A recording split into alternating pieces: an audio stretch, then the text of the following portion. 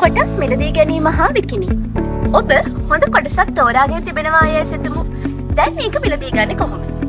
මෙහෙමයි. කොටස් වෙළඳපොලේ මිලදී ගැනීමක් හා විකිණීමක් සිද්ධ වෙන්නේ ඕඩර් සිස්ටම් එකක් කරහා. ඕඩර් එකක් කියලා කියන්නේ මොකක්ද? ඕඩර් එකක් කියලා කියන්නේ ඔබගේ නිවේදනයක්. හරියට මම කොටස් මිලදී ගන්න ඕනේ මෙන්න මේ මිලට.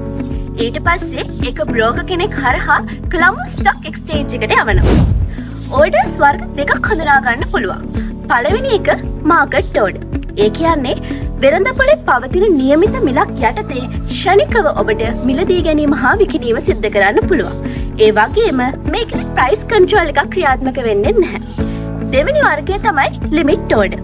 මේකෙදි ඔබට අවශ්‍ය નિયમિત මිලකට හෝ වඩාත් හොඳ මිල ගණනක් යටතේ පමණක් මිලදී ගැනීමේ කටයුතු ක්‍රියාත්මක කරන්න පුළුවන්.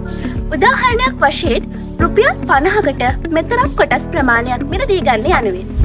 දැන් අපි බලමු ඕඩර් එකක් ක්‍රියාත්මක කරන්නේ කොහොමද කියලා.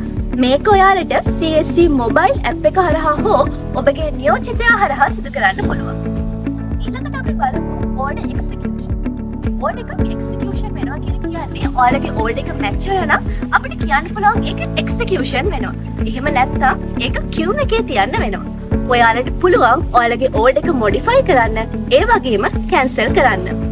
ට්‍රාන්සැක්ෂන් චාර්ජස් ගැන කතා කරමු.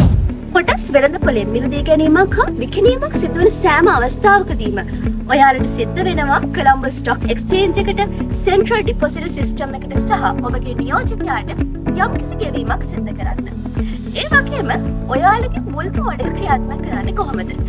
මෙහිදී ඔබ මුලින්ම નિયમિત මිලක් තීරණය කළ යුතුයි. ඉන්පසුව ඔබගේ නියෝජිතයා හරහා හෝ CSC මොබයිල් ඇප් එක හරහා ඔබට මේ ක්‍රියාත්මක කරන්න පුළුවන්. දැන් අපි බලමු ඊළඟ වීඩියෝ එකේදී කොහොමද පෝර්ට්ෆෝලියෝ එකක් හදන්නේ කියලා.